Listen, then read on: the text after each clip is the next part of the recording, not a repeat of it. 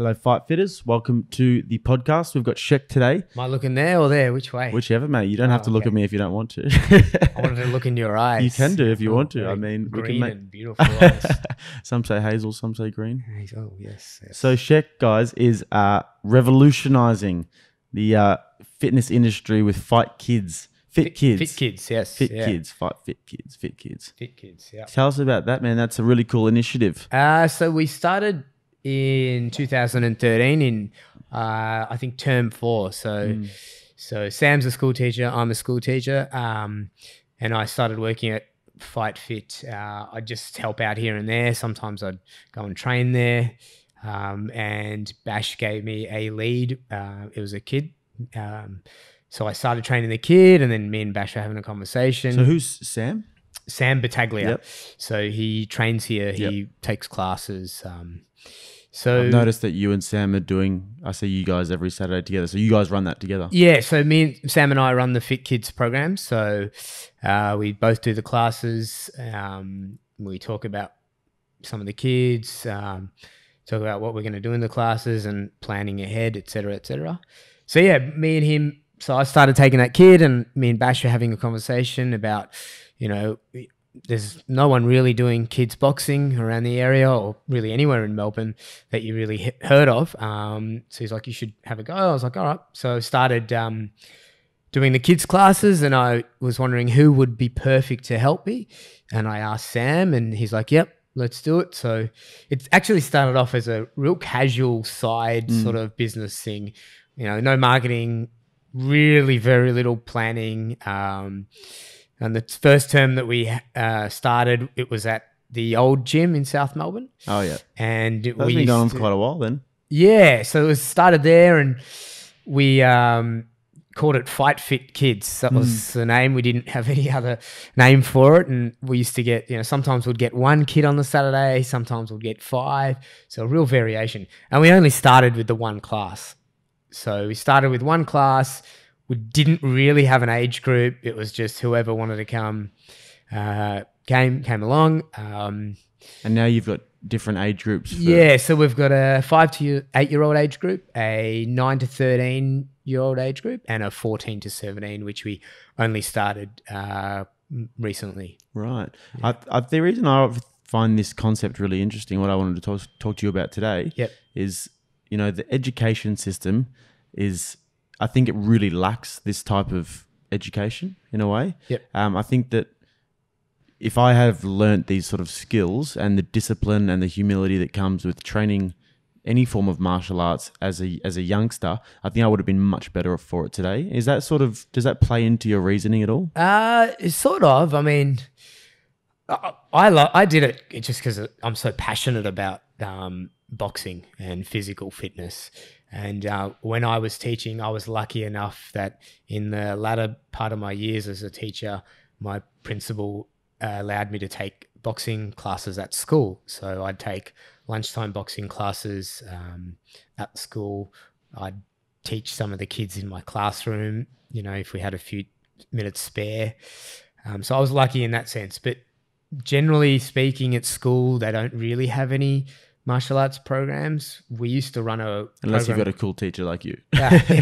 Yeah, I think I was cool. Yeah, I don't know. I would have loved that as a kid. So they used to have a rock and water program, which was a non-contact martial arts thing. So they would throw punches, almost like Tai Chi. They'd throw punches in the air, but they wouldn't really hit anything. They'd have kick pads and that.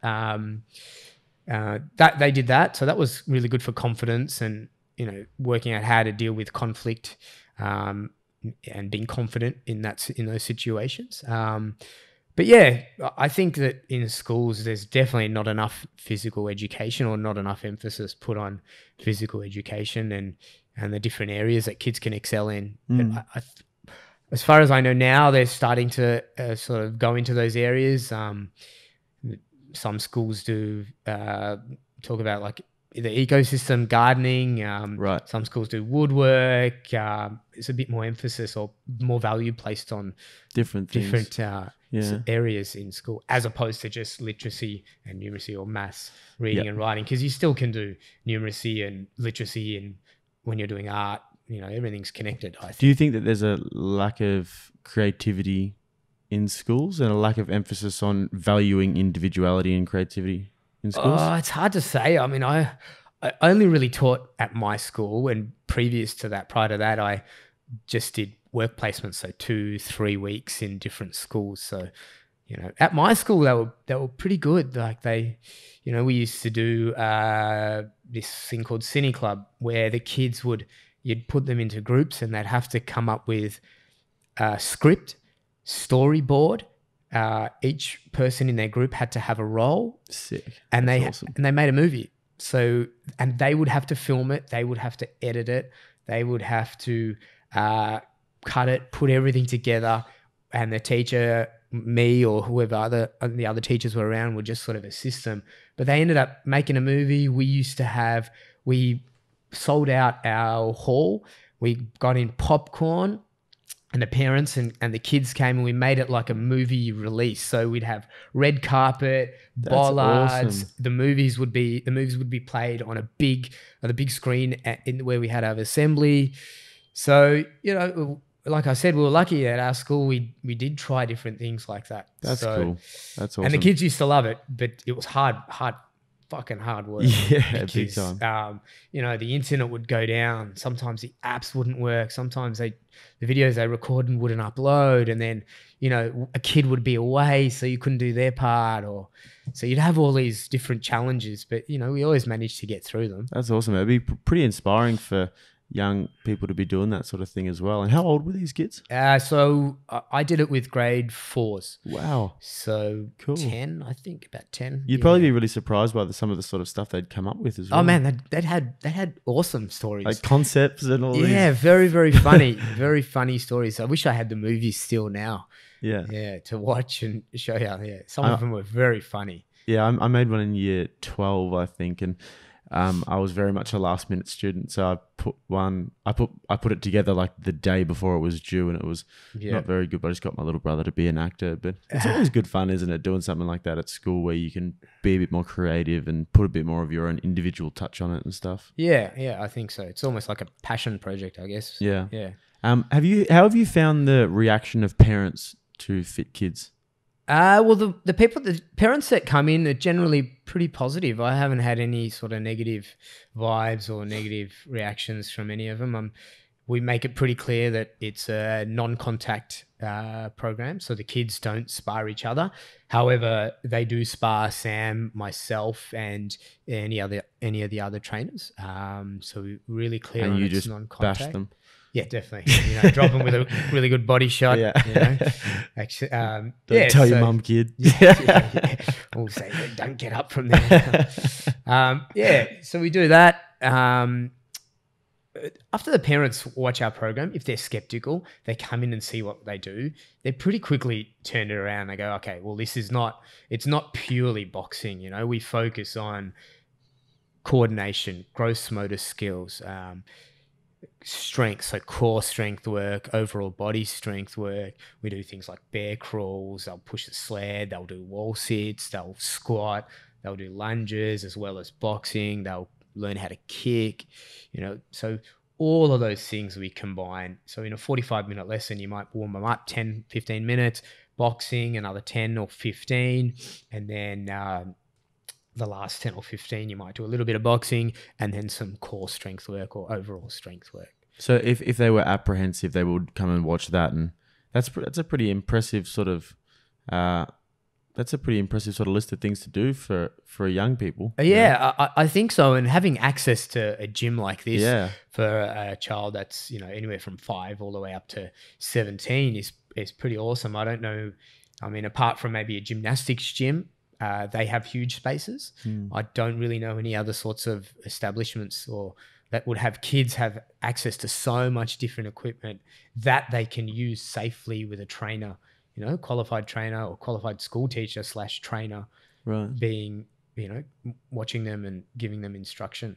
So I actually grew up a fat kid. I was a fat kid. Yep. And until I was about 19, I was about 110 kilos. Okay. I don't know if you know about that about me. No, I do actually. Do you? Listening to your last podcast, you were talking really? about it. Yeah. Really, I like to tell this story.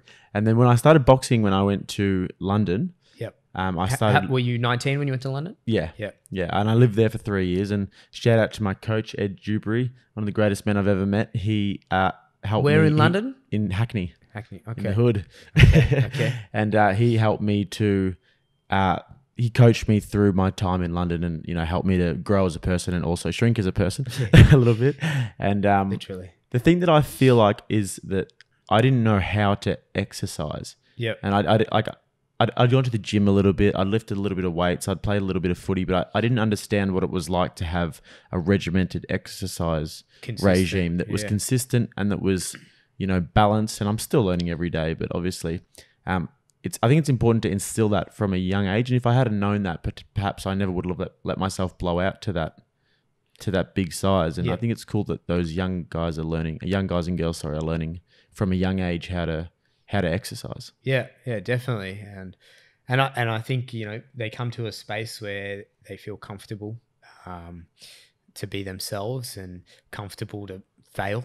So, Sam and I we encourage the kids to have a go. We challenge them as well, so physically as well as mentally, and we, making sure that they're not giving up. Even if they don't get it right, as long as they go to the end or they finish or they have a go, that's probably the most important thing. So we sort of focus on, or our program focuses on building kids' confidence. So if they learn a new skill, they develop confidence. They meet new friends, they're a bit more confident. They come to a place that they're comfortable in, they feel safe. Automatically, you start feeling a little bit more confident. We build resilience and persistence, and that's by giving them challenging tasks or challenging exercises or challenging them to do their personal best every time they come in. When you say challenging, obviously it's not like when we are training like the FightFit Challenge people and, Troy's in our face saying, don't be fucking weak. Yeah. Don't stop. How do you sort of go about challenging kids without being too full on? So for example, if they're on the bag and we've got 10 seconds to go and you can see they're getting tired, you might go, come on, let's go. You only got 10 seconds, push.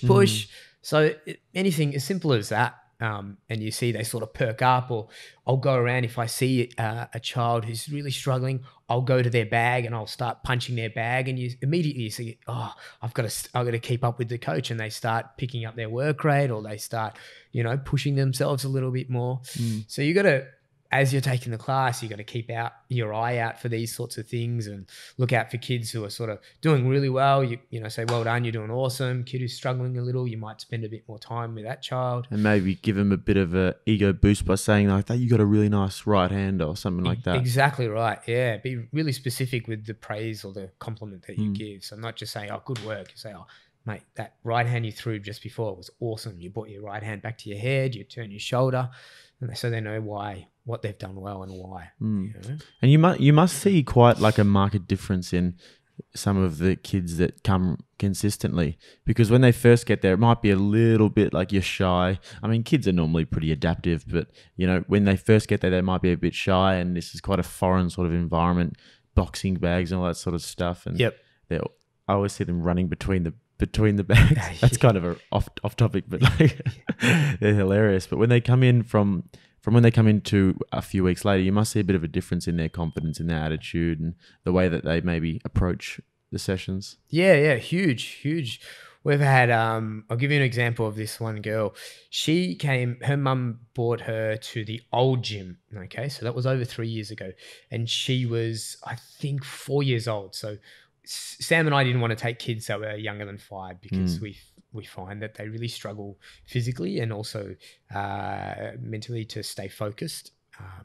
So we were really reluctant, but Mum was like, "Can you please take her? I really wanted to come. She struggles with confidence, blah blah blah." So I'm like, "All right, we'll take her on." So she started coming and she'd do the class, and often she would cling to Sam, or Sam would have to pick her up and run around with her and do the class with her in his arms, and every now and again she'd join in, and then slowly but surely she started doing things on her own, more on her own. She would not always look to her mum or not need her mum around. And now she's 7 years old, 7 or 8, I think it is. And she, if we give her something to do, she'll take the class.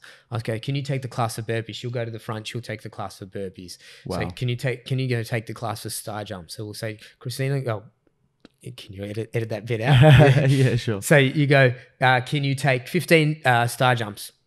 She'll go to the front. Me and Sam will just stay on the side. She'll take them. So it's a huge difference. Or if we get a new child coming in, I'll say, hey, blah, blah, blah, this is blah, blah, blah. Can you just stay with her and make her feel comfortable? And she'll start talking to her. And so it's a massive difference from clinging onto Sam and not being confident, not being comfortable in doing the class, to many years later, she's, one of the senior or older kids or who's been around for a while, and she's confident to do the whole class by herself, doesn't need mum around. It sounds like not only confident, but thriving in the environment and super comfortable, like a real safe space for her as well to sort of express herself and express leadership and important qualities for a young person. Yeah, it's awesome to seeing kids, develop, learn a new skill, be more confident, being able to push past their barrier and say, oh, look what I've done. I used to be able to do this. Now I can do this. How awesome. How awesome is that? So it must be really cool for you to see this as well. It must be very rewarding. And I can imagine from my perspective, I was just telling you before how I used to like make my little brother and his friends all fight each other. I was like the evil older brother. Yeah. I'd be tempted to get all of the kids and just make them into just like killers, just make them into future world champions. Do you have that? Do you want to make them into world champs, or is it probably because I'm not the older brother? Probably not. You're the evil older brother. Yeah. But no, I never think like that. The main thing I want him to have is a lot of fun and enjoy coming to class. So that's one of the reasons why we don't have any grading.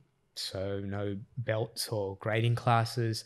I just want the kids to come in, hang out with their friends, have a laugh, work hard. So we want them to train hard, learn something new, but also walk out of here going, oh, that was awesome. I don't want to have grading where kids, the expectation is, oh, you need to get to this belt, or, parents, not all parents. Kind of like a level playing field, no hierarchies. Yeah, just you come and you work at your own pace, your own skill level. You work up to what you want to get to next. We've had a lot of parents come in and they say, my child does not want to do any other exercise. I've put him in team sports. I've put him in other individual sports like tennis, and he just won't do it. This is the only sport that he enjoys coming to, the only sport that he loves coming to. And hearing that, and you go, oh, wow, we must be doing something right if the child and the parent says that this is the only thing that they enjoy coming to. And it's because of do you think it's because it's quite a unique environment, and because that they can make friends, and it's quite fun, the games that you play as well? I feel like joining in sometimes. Yeah. So you played the shark game yesterday. The sharks and fish. Yeah. Yes, that was, yeah. Yeah, that shit was fun, man. Yeah, I remember I'd do like camps when I was a kid, and like tennis camps and stuff, and when you go on school holidays, and that shit was the best. Yeah, man. Games are awesome. And around all your homies. Yeah, it's so simple games, but they love it, You just get them running. And so you don't want to make them killers, obviously, like I would. No, definitely not. If it were me, if I was in your shoes. But would it be cool to see one of them graduate to becoming like an 18-year-old and maybe training at FightFit? Oh man, that'd be awesome. It'd be amazing if that happened, Yeah. That'd be really, really cool. So imagine hopefully, that one did a challenge one day or something. Oh man, it's amazing if they'd been with us since they're little, grown up, and they start doing adult classes and doing the challenge. Yeah, some of the kids are pretty fucking good. Yeah. Like some of them hit really hard. Really, really hard. Like really? They rotate their hips, their shoulders, they can hit really hard. Yeah. Damn. Little killers. Yeah, man. I wouldn't want to get hit with them, That's hilarious. I see Cam has one young guy. He says this not a part of that he trains. That young fella, like maybe 14 or 15 or something. Maybe. It's probably a different thing. Yeah, no, I'm not sure. I Yeah. can't remember everyone. So yeah. you obviously have FitKids going on, taking up a lot of your time. Yes. You've got your PTs as well. You've got some interesting people that you're PTing. Yes. Can you tell us yes. about that as well? So at the moment I train Craig Jackson, who is He's been on the podcast, the great man, Craig. I've trained Mac Horton, so I trained him for a fair while, leading up to his last Olympics.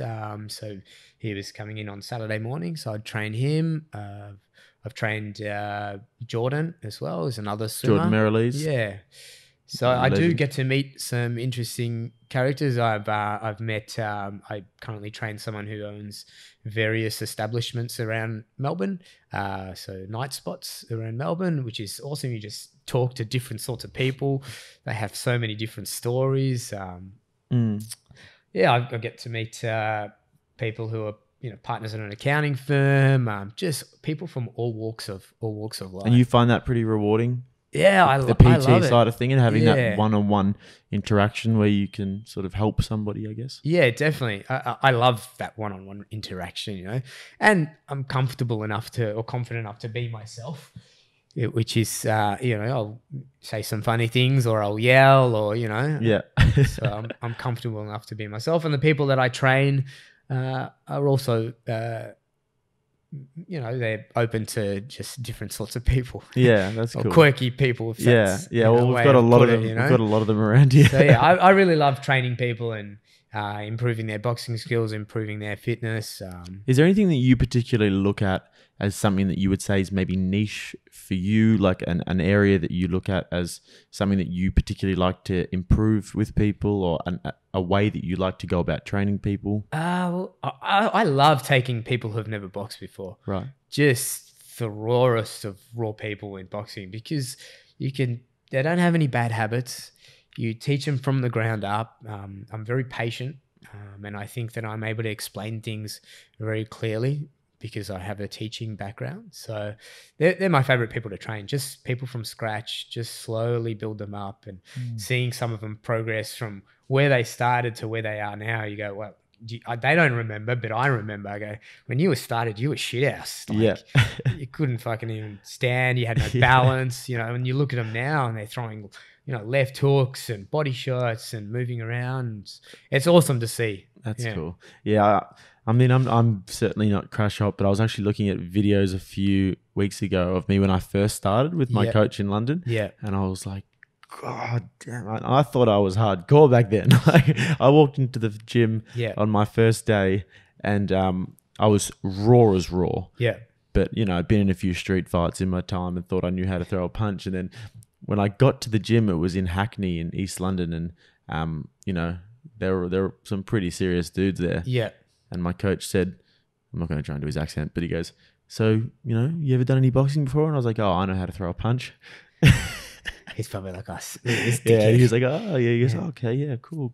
He's like, just show me how you go on that bag.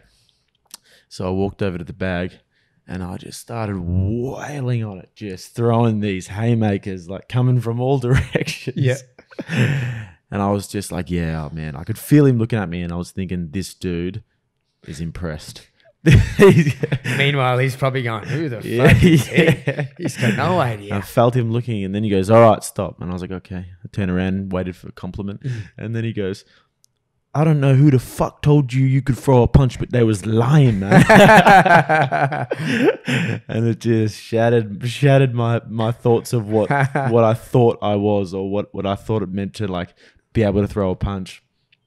And I think it's that really humbling experience that was really important for me. And I don't even know how I got onto this tangent. No, you were talking about teaching raw people. Yeah. But I was so raw, and then looking back on that, it's just so funny to see the improvement. So amazing, something you can be quite proud of. Anyone can be quite proud of. Yeah, man. Some of the people that I train, I took them for their first class. So I take them for basics in their first class, and some of them have stayed with me since that time. I've just got to quickly correct myself. Yeah. My coach from London is a religious man. He doesn't swear. So if I swore there, he didn't swear. So he always pulls me up on that. Sorry, keep carrying on. So someone like Tammy, she came to me. She came to FightFit, and I took her for her first trial class, and then we started doing PTs, and she's improved so much from when she started. So it's amazing.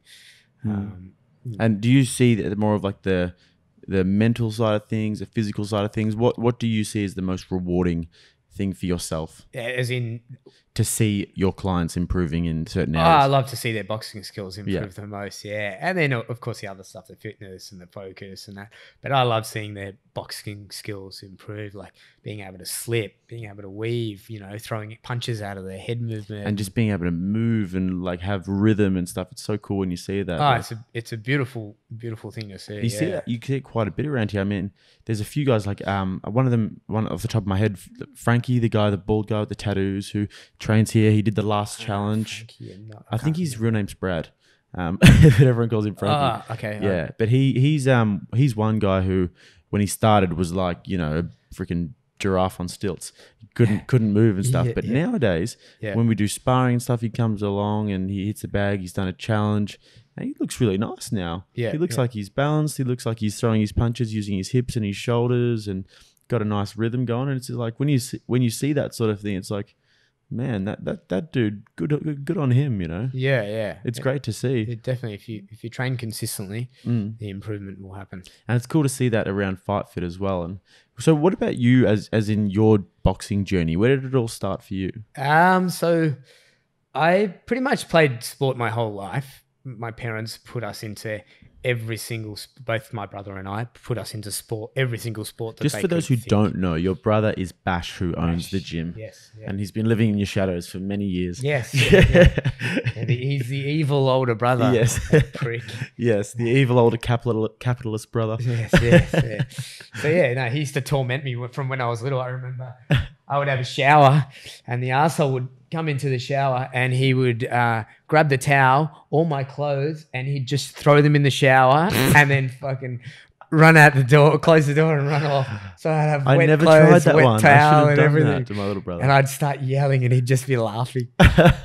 We used to wrestle all the time. And what a prick. He's just an asshole.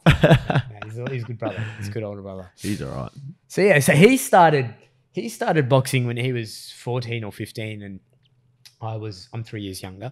So I just sort of watch him, but I never really had any interest. I'd be playing basketball, cricket, soccer, footy, just everything I could get my hands on.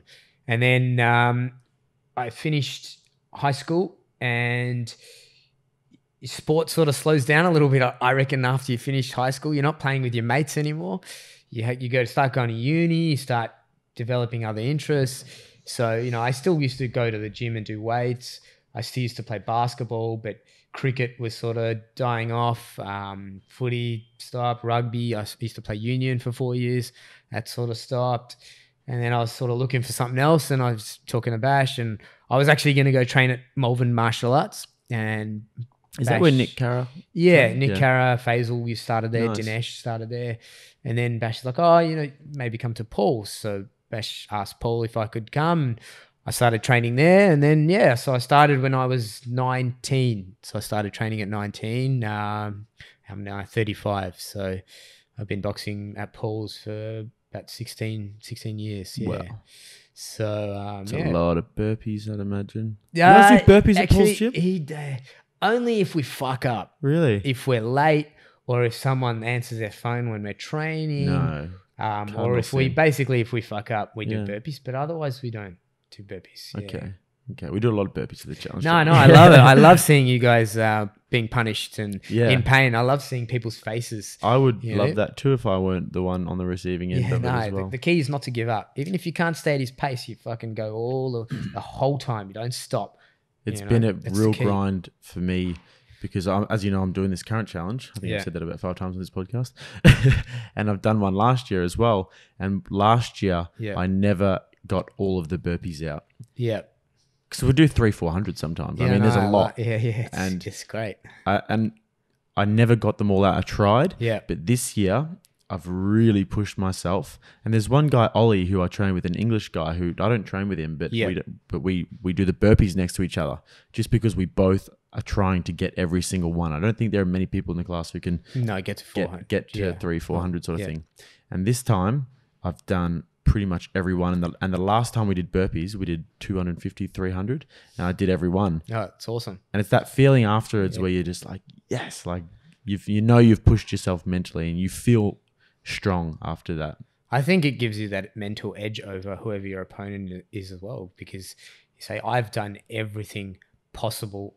I've done everything I can to be the fittest, the strongest, the most skillful. You haven't missed a session, you haven't missed a burpee, you've done everything in your power you can do. So when you walk out there in the ring, you have nothing left on the table. You go, I've done everything. I'm confident. But if you skip a run, you do a half-assed bike ride or a half-assed session, in the back of your head you go, I'm ready, but I did miss that run. So you have that in the back of your head. So whenever you train, I think you go all out. You make sure you do everything, then you have nothing left to think about when you get in the ring, or you just focus on the fight. I think that's something that's very much something you have to cultivate, though, that mindset, because as I said before, it's hard to know how to exercise, and it's hard to learn how to push yourself. Yeah. And I think you have to push yourself past your threshold of where you think you can go to repeatedly. And go more, yeah. Repeatedly. Yes. And then and that's what Paul Fifield does with us FightFit challenges. Yeah. I mean, I don't want to give away his secrets, not like he's told me anything, but I think that what he does, from what I've seen, from what I've observed, is he pushes you through your thresholds, and then when you think you can't go anymore, you go again, because then you can build that mental fortitude and that resilience to go again once you feel like you're down and out. 100%. Yeah. Bloody oath, that's what he does. And I feel like maybe he breaks you down physically and mentally in that way to then build you back up as well. Yeah. But how do you interpret that? Yeah, man, I've been pretty lucky. I get to train with, I've been training around Paul and, like Cam and Tosca and, all these sorts of people pretty much my whole boxing life. So you watch how they train, they train nothing but hard. So you have to rise to their level. Otherwise, you get left behind. So you have to push yourself. You have to go, oh, fuck, I'm tired. Fuck, you have to go again, you know. I remember we would go for runs. So, when we were fighting or Cam was fighting or someone, we'd get up Saturday or Sunday morning, we'd go to Duncan McKinnon Reserve, and Paul would make us do anywhere between 3 kilometers to 8 kilometers worth of sprints. So, 200s, 400s, 600s, 800s to a kilometer, a combination of any of those, even 100-meter sprints. Not very often though. But he would make us sprint for between 3 to 8 kilometers. So you'd think he'd make you go, all right, last one. And you'd fucking push on that last one. And then you'd finish, you go, oh, and you'd go, one more. And you're like, fuck. You've given everything you can in that last sprint, and then you got to line up again. No way in hell are you going to say, no, I can't do it. No matter how much you're hurting, you go back to that line and you fucking go again.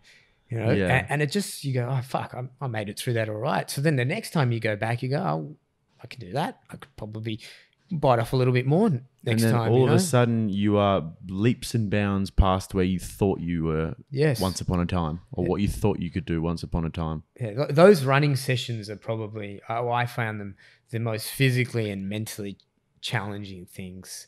Yeah, they were just fucking brutal. Your body would be sore the next day or two, and they were just hard. And it's like that contemplation when you're driving there, because I do the sprints with Breno, and I've done one with Eric Diamondstein as well, and they're just fantastic for that regard. But when you're driving there, you're like, this is not going to be fun. But then after it, you're like, I'm a badass motherfucker doing all these sprints. And another good part about it is, well, all of us used to go. So like you get Cam, Eddie, Brennan, we'd all go. We all train together. We'd all go.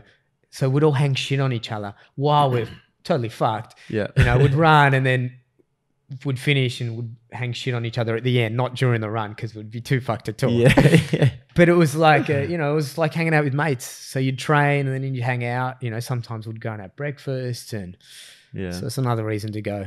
And you are also fighting. You're fighting before me. I think your fight's 2 weeks away. Yes. And the concept behind it is just beautiful. You're fighting your older brother. It's redemption. You fought him in the past. Yeah, before so as well. we fought on Paul's 47th birthday.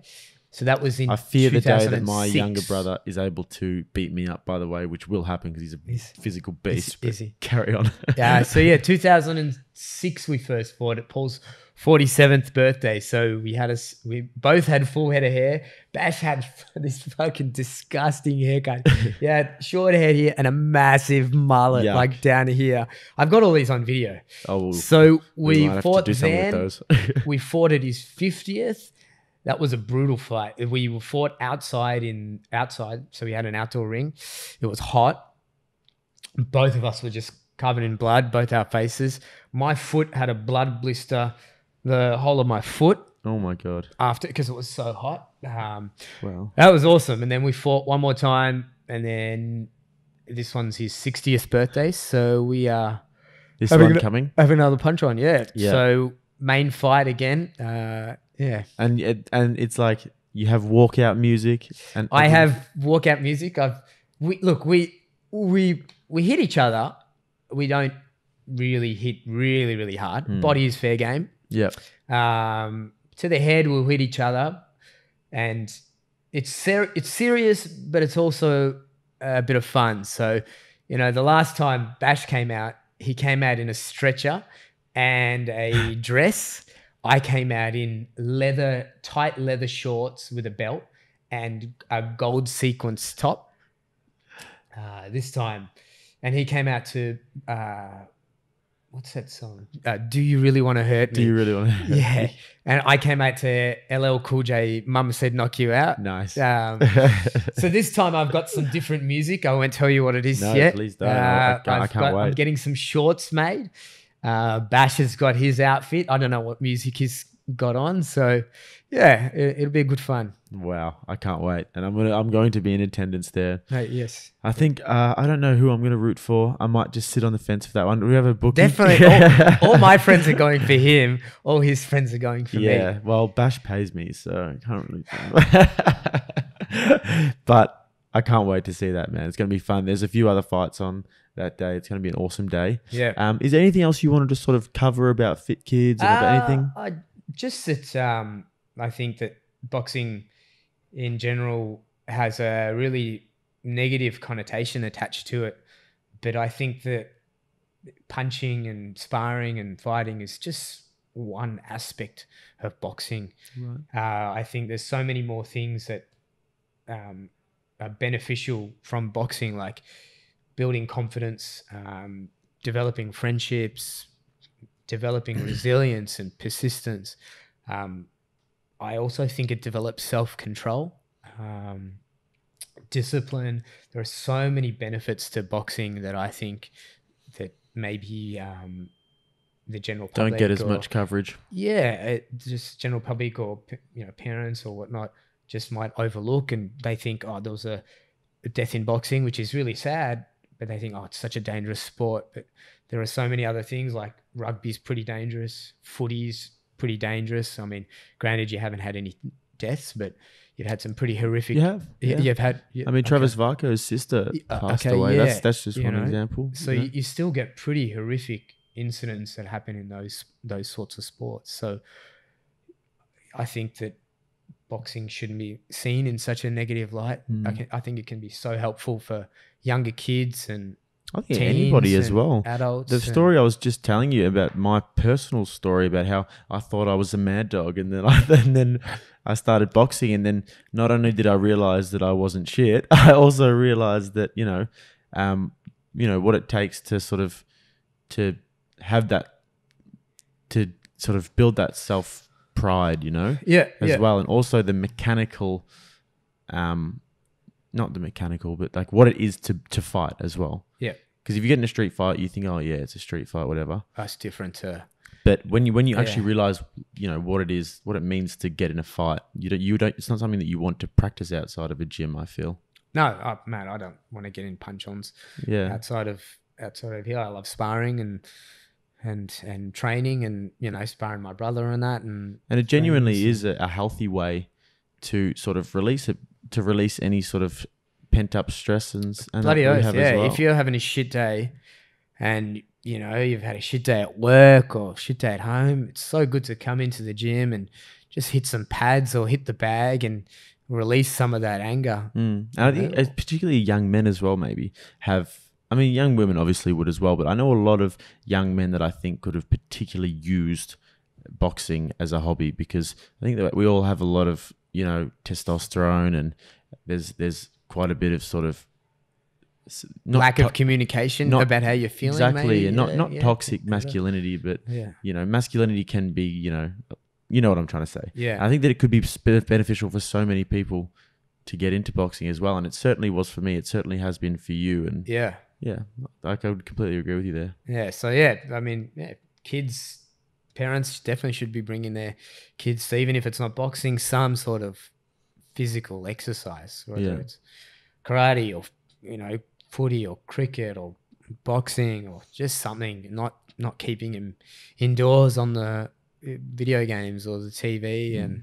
And also I think the characters in boxing, like just at FightFit alone, I think that we have some of the best, you know, role models that you could ask for as a young person. If I had those sort of role models, it would have been great for me, and it would have been great for many of the friends that I had growing up and stuff, to look at a guy like yourself, or look at a guy like Paul Fifield or Troy Bullock, or guys who have really made an effort to... Sam's and I actually haven't had much to do with Sam, but I definitely want to introduce myself to him next time. He's got a good body shot. Killer body shot. Oh, really? Yeah. Really? I'll watch that when I introduce myself. But yeah, I think that there's so many good role models, and in the sport in general, there's so many good role models and people to look up to, and people who have, you know, cultivated a lot of self-control and discipline, and lots of good things to be gained from boxing. Yeah, no, it's such a good sport. You know, I'm lucky I found it when I was 19 and started training, and I never looked back. I'm addicted to it still to this day. I've trained 2, 3, 4 times a week boxing. I can never get enough. I just love punching pads and punching the bag, and you know, I feel like I go a bit nuts without it sometimes. Boxing, training, me too. I feel like I've got this, you know, I'm not sure if it's just me. I thought everyone's different, but I feel like I've got this, you know, pent up like frustration and for whatever that's going on in my life at different times. And then when I get in the gym, I can really have that time to channel it. Yeah. And to just release. And the physical outlet is really quite a mental outlet as well, I find. Yeah, definitely. And you find when you finish your training session, you're knackered, aren't you? Oh, absolutely. Yeah, you just want to go home and relax, and you probably forget about all your other problems. Absolutely. And just stops things from festering with you, and it stops you from boiling over, I find. Yeah. And it's quite hard to understand and to articulate until you can actually get in and do it and have that as a regular part of your life. And people find it in many different ways, but I think that, you know, martial arts is a very strong way to do it, or a very, you know, a really good way to do it. Yeah. Well, mate, it's been a fascinating conversation. Thank you. Much appreciated. Do you want to tell everybody where they can find you? So if you get on Instagram and look up FitKids Big Heroes, you'll see our Instagram for FitKids. Same with our Facebook. And then we have a website, www.fitkidsbigheroes.com.au. My phone number will be on there, as well as email. So beautiful. Thank you guys so much. Thank you for listening. Get on to FitKids, and awesome. See you guys next time. Bye. See ya.